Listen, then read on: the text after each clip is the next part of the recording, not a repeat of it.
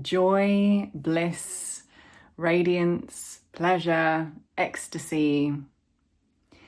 These are not states that we need to summon. This is the truth of who we truly are, beneath the layers of density that obscure our true essence and presence. I've been recently moving through this deeper unlocking of what I'm calling soul elation and ecstatic bliss states, where a luminosity and a radiance and a joy and a bliss that is so electric that I'm dancing for hours each day is starting to unfurl within me, is starting to just expand in my experience. And it is not in any way influenced by or impacted by whatever the human body-mind ecosystem is experiencing. And actually, they can often, as I observe it, be two quite different experiences. The human ecosystem, the mind can be in turmoil, the body can be experiencing tremendous pain and density and resistance and sensations that don't feel comfortable to sit with. And yet this joy and this radiance, this luminous presence resides beyond it all and presides over it all. I started to experience what I'm calling soul elation really strongly on Easter Sunday. It was building before that. If you've been following my channel, I've spoken about this deeper unlocking of the Sophianic Christed energy within my being, this access that I'm receiving and experiencing of the true unconditional nature that we are. And this has been emerging more and more in my day-to-day experience. And then on Easter Sunday, I had this profound experience of waking up and feeling as though I was about to receive just the greatest gift I could ever receive. It was that level of elation. The feeling was that my soul was bouncing around in just complete joy and ecstasy, knowing that my human counterpart and interface is going to love the present she's about to receive. It was that kind of anticipatory energy of, you know, when you've got like a birthday present or a Christmas present that you can't wait to give someone because you know they'll love it. It was that sort of excitement and anticipation and elation energy. And I was dancing for hours that day. And each day since, I've been basking in this unconditional joy, bliss, radiance state. And interestingly, I had a discussion with a client / soul ally earlier this week who has also been getting glimmers into this state himself. And we were discussing how the mind and the ego mind complex, the egoic identity wants to try and assign certain external or conditional experiences to this joy. Like a causative, there's a causative factor. What is the causative factor? The mind is scanning to try and understand, why am I feeling like this? The mind is analyzing, where is this coming from? And if you are not able to kind of find a specific catalyzing experience in your external reality, then the mind can move into states of confusion and chaos and anguish and disorder if we stay connected and engage with just the mental activity. But this radiance and this presence and this bliss that I'm speaking to is not conditional. It's not bound to conditional reality. I've spoken at length on this channel about the nature of unconditional love, that it is not a force or an emanation that is in any way impacted by what happens here on earth. It is beyond conditional manifested creation. And the same is true for this Amrita state that I'm speaking to, this state of ecstatic bliss, of soul elation, of radiance that starts to come online, that starts to become more accessible to us when we soften the places that have been rigid and contracted within us, when we allow stagnant energy that has been like a cloud obscuring the sun to move, when we allow that which is simply energy that is designed to move to finally move through our system, when we alchemize that which has been frozen, aspects of our consciousness, fragments that have been frozen across time and space, in dissociative states, in fear-based states, when we thaw those parts out with our loving awareness, we let that energy discharge, whether it's through crying, laughing, orgasming, dancing, stamping, having a rage ritual, however it wishes to move, and we just honor that process, we then start to become a clearer channel for this innate radiance, bliss, and joy that is our eternal nature. And this nature needs no reason. This nature has no reason by logic standards. There is nothing that you can point to at the level of manifested creation that could justify this joy, because it needs no justification. It is who you are. You are this radiance, you are this bliss, you are this presence, you are this joy. It has simply been obscured and perhaps temporarily forgotten due to experiences that have generated a sense of fear, traumatic imprints, frozen, energetic or emotional states that you have kind of held within your system through being in resistance to feeling and to embodying. And so as we allow that which is simply energy to move and discharge, this radiance comes online. So if you too are also starting to feel this emerging presence within you, and I believe that this is becoming more and more easily accessible to us now on Earth, as more light is being anchored on Earth, as more light is being made available, as so many of us are going through such deep alchemical processes to transmute and transform stagnant content, to liberate energy. More of our true nature is becoming available. We are becoming more conscious. We are awakening from the dream of Maya. Slowly, steadily, we are awakening. It is happening. I'm sure you feel it. I'm sure you witness it. It is happening. And so I believe more and more people are going to start moving into these states of joy and elation that can't be pinpointed conditionally. When we are given access to this dimension of our presence, it is a divine gift to be savored.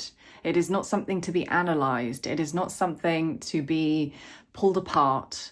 It is not something to try and understand at the mental level. This is a direct experience to simply bathe in. Allow yourself to remember who you are after all of these years of being in the cage of conditioning, of being in the prison of your own self-limitation, of fear-based conditioning.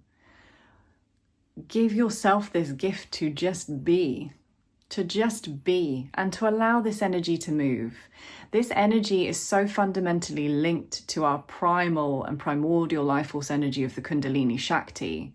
As someone that is almost 6 years into the journey with Kundalini Shakti, it is truly magnificent to observe how, as I allow her, the Divine Mother, the goddess within, to guide me, to soften, to open, to release, to move into deeper states of awareness and non-judgment of my dynamic experience on Earth, and I just allow energy to move, my vessel becomes more of a clear channel and conduit for her, the Divine Mother, the Divine Feminine, to simply animate through me.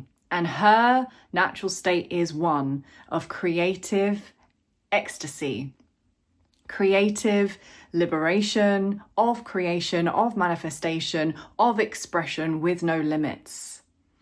So if you're on an awakening journey, and particularly if you've had a journey with the Kundalini, then my advice to you is that she wants to liberate you of that which is not true to who you are. She wants to liberate you of stagnancy, liberate you of stuckness, liberate you of smallness, liberate you of a sense of deficiency. and open you to the radiance that you are that cannot be pointed to or captured with words or in any tangible form. This presence and dimension that I'm speaking to is immaterial. It is beyond the material plane. It is beyond conditional reality. It is a direct experience. It is a gnosis. It cannot be fully understood or analysed with the mind. It can never be captured by anything. It simply just is an emanation. And our task is to simply allow and embody this presence and this emanation. And as I continue to open to this presence, I'm starting to notice that there is this deepening invitation to expand the parameters of my faith.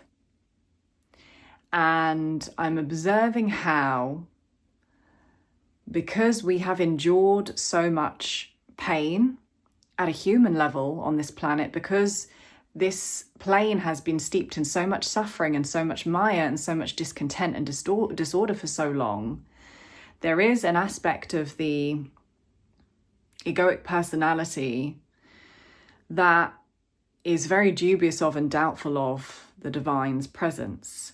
I find within myself that there are some areas where I can be incredibly in a state of faith without limits, and there are other areas of my life where there is doubt, that I invite in this divine presence and luminosity, but that I doubt it could actually come even to this area of my life.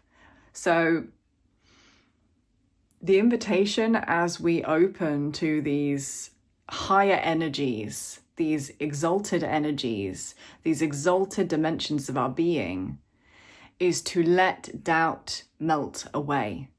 What would it be like to live your life, to move through this day in 100% faith in God, Goddess, in the divine, in Source Creator, in yourself? Not allowing doubt in the mind a foothold, not allowing contraction in the body a foothold, keeping your radiant innocence open, unguarded, allowing your mind to rest as a spacious chamber of inspiration and higher awareness. To simply be so determined and in a state of conviction that even if you can't see, sense, or tangibly with the five senses grasp onto your idea of God's presence, that you are devoted to moving beyond any ideas about what limits there are in your life, or what limits God's presence has in your life. If we truly have faith in God, Goddess, in the divine, we know there are no limits to this divine presence. And what actually qualifies us to know God and to know God's abundance and to know God's love and to know God's radiance, this radiance within us, God's presence within us, is our faith. What I observed yesterday was I was asking for guidance and support with something. And then the moment I asked and I was opening to guidance, doubt came in and shrank and contracted my field.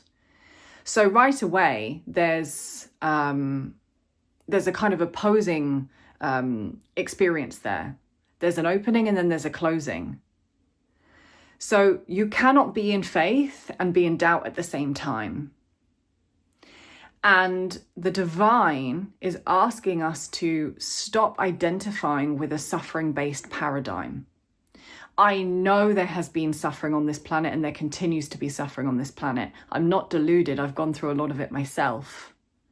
What I'm saying is that beyond the suffering identification, there is a radiance that isn't touched by conditional reality. And when that becomes available to us, and it is always available to us, when we start to access it consciously, our task is not to see that as some superfluous anomaly in our experience, but to recognize that we are contacting something that has been benevolent and true all along. that never died and that is never born, and it never dies, it never goes anywhere. It is simply obscured. And to trust this presence, to trust that beyond the layers of shit and dirt and suffering that this planet has been steeped in through so much disharmony and so many inverted energetic interferences, that there is the goodness of the divine emanating from the core of every single being, of all of creation.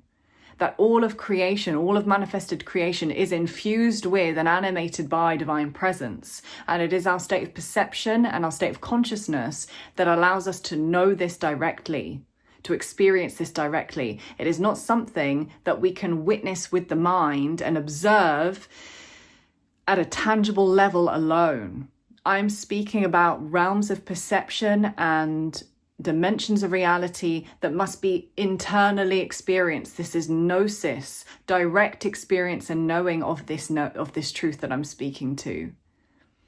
I got guided to read Autobiography of a Yogi again, and I've been rereading it for the second time, and I'm at a certain point in the book where Yogananda was in his journey trying to really demonstrate how embodied he was in faith.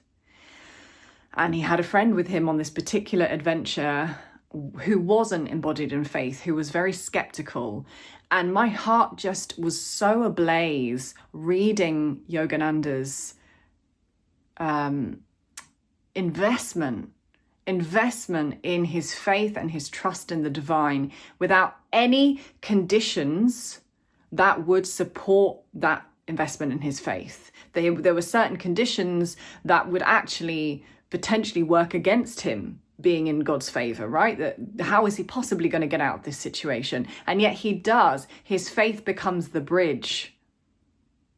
His faith opens him up to divine support and counsel and wisdom and guidance and truth and love and abundance.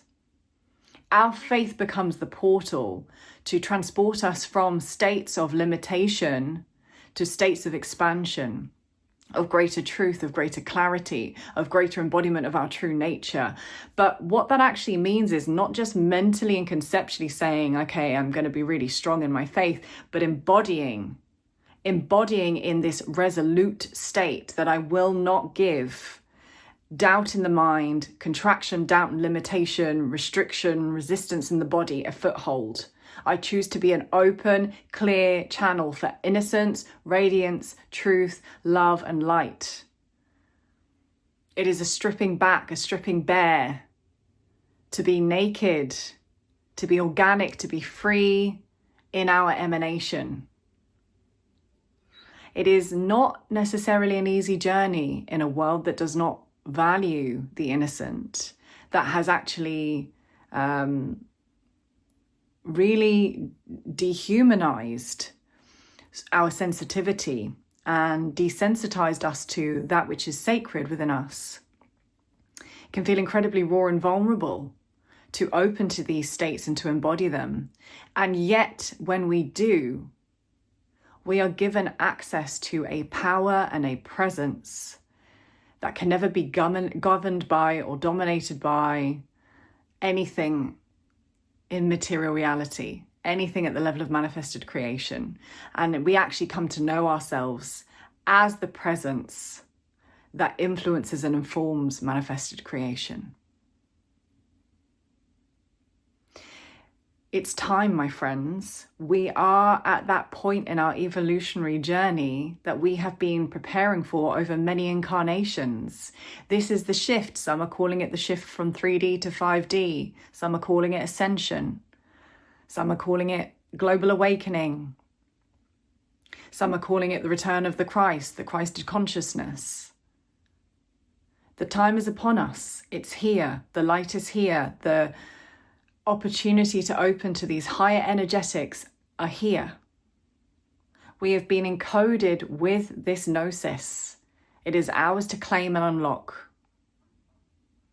So allow yourself to open to a paradigm, a potentiality, a presence that is steeped in joy, that radiates joy and bliss and amrita and a sense of just elation, exaltation, not for any reason, but just because that's the truth of who you are. And watch how that vibration starts to inform your creative experience, your expression, your manifested reality. Notice how things start to shift around you when you rest as the presence that you truly are. It's time to reclaim your innate power, your innate wisdom, your innate capacity for greatness. And I'm walking this journey with you. I'm so elated to walk this journey with you.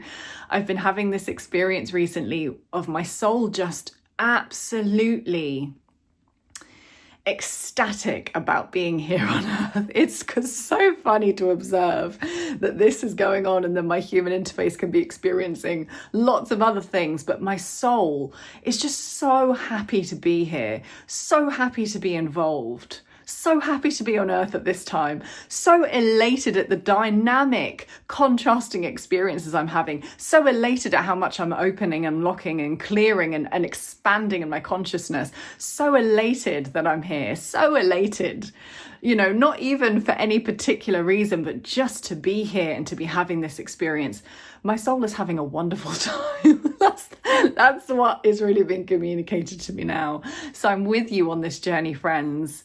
And the time is here. The time is upon us. Open, receive your true presence. It's safe to do so. You are divinely supported to do so. Our time to be conscious creators, leaders, architects, pioneers, innovators, innovating nodes of consciousness is here to realize ourselves as those things. The time is here.